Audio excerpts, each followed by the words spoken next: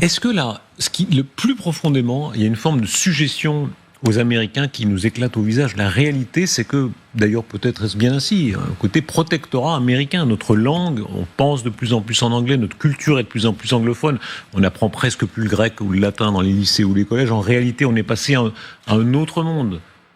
Oui, mais on est en retard parce qu'il va bientôt falloir qu'on réapprenne le russe. Non. Quand Trump nous aura vraiment lâchés, on apprendra le russe. Ça sera la langue de l'avenir, ou le chinois. Mais pour sortir de la boutade, mais qu'il faudrait quand même y réfléchir un peu, on a mes amis de l'OTAN, jusqu'à du temps d'Obama, du temps béni où l'Amérique respectait l'Europe, en gros. Comme je vous avais dit plusieurs fois, l'Amérique faisait de la prédation, nous fait toujours une guerre économique sanglante, sans vergogne. Écoutez vos mots, vous venez de dire dire l'Amérique fait de la prédation. Absolument, l'Amérique fait de la prédation. Même du temps d'Obama. Non, mais attendez. Même du temps d'Obama, depuis 2000. Oui.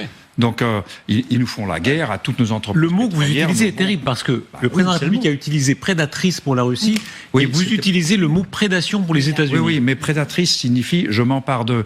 Alors que le mot pour le président de la République n'est pas le bon mot.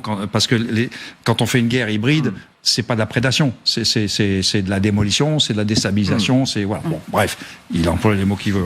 Mais prédation, vraiment, vous pensez que les Américains sont nos prédateurs? Oui, bien sûr.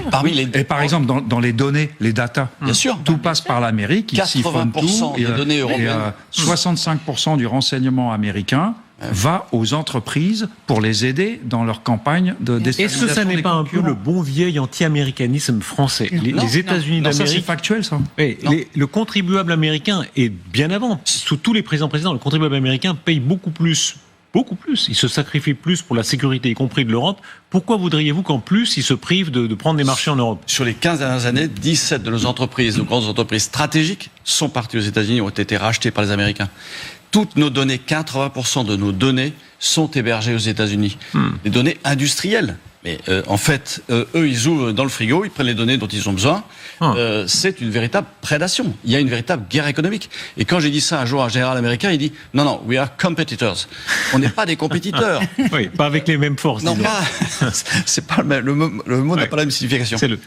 Moi, je rajouterais que si on est dépendant en quelque sorte, c'est aussi la volonté des Américains. Cette prédation a aussi un volet. Enfin, moi, je me souviens Madeleine Albright qui disait les 3D, de pas dédoubler l'OTAN pour justement vérifier que les Européens faisaient un peu, comme ça, ils font un peu d'efforts, mais pas trop, pour pousser les États-Unis dehors. Et je pense qu'on était aussi victime de ce côté-là des Américains. Elle est vraiment sympa, Elisabeth Shepardson. Vous avez vu, elle prononce Madeleine Albright avec un accent français parce elle parle à des francophones. Non, c'est vrai.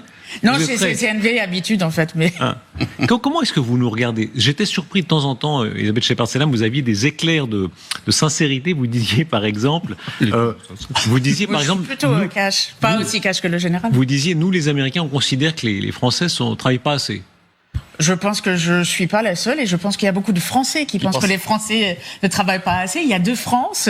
Je fais partie de cette Français qui pense qu'il faut travailler un peu plus pour notamment nos retraites. Donc c'est pas que des Américains. Et est-ce que ça fait partie de l'équation? C'est-à-dire qu'en réalité, les Américains considèrent qu'ils sont plus actifs, plus agressifs, plus industrieux et qu'ils ont le mérite et ils ont la puissance qui va avec. Ils le sont et ça leur donne une certaine aussi confiance, je pense, en eux que nous n'avons pas, même en tant que Européens. Quand on parle de la défense européenne, de construire, on entend beaucoup plus de négativité que on peut le faire. Alors qu'on a quand même la connaissance, on a quand même l'économie pour, mais on a cette hésitation, on manque cette confiance. Continuons, il y a beaucoup d'autres déclarations, prise de position, développement. Trump qui veut redessiner l'Europe. Prédation, dites-vous. On va voir jusqu'où va cette prédation, si c'est le mot qu'on peut employer.